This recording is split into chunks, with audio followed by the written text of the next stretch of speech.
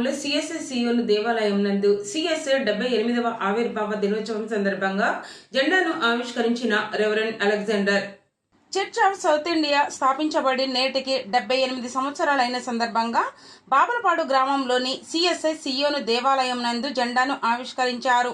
ఈ కార్యక్రమానికి ముఖ్య అతిథిగా అధ్యక్ష ఖండ ట్రెజరర్ రెవరెండ్ అలెగ్జాండర్ పాల్గొని జెండాను ఆవిష్కరించారు.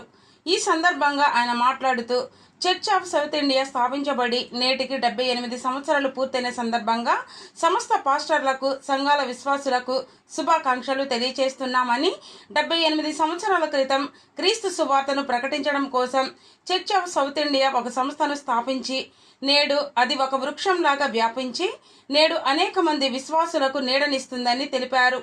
కృష్ణా డయాసిస్ తండ్రి బిషప్ తంటేపూడి జార్జ్ కొర్నేలియస్ ఆశీస్సులతో కృష్ణా డయాసిస్ ఖండంలో నూతన దేవాలయాలు నిర్మించడమే కాకుండా సువార్త విస్తారంగా ప్రకటిస్తున్నామని, రానున్న రోజుల్లో చర్చ్ ఆఫ్ సౌత్ ఇండియా సంస్థ మరింత ముందుకు వెళ్లి మరింత సువార్తను ప్రకటిస్తూ విశ్వాసులకు రక్షించే విధంగా ప్రతి ఒక్కరూ పనిచేయాలని కోరుకుంటున్నామని అన్నారు.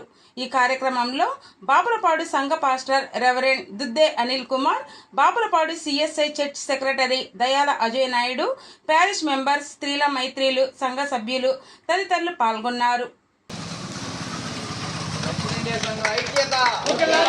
దక్షిణ ఇండియా సంఘ ఐక్యత. Jesus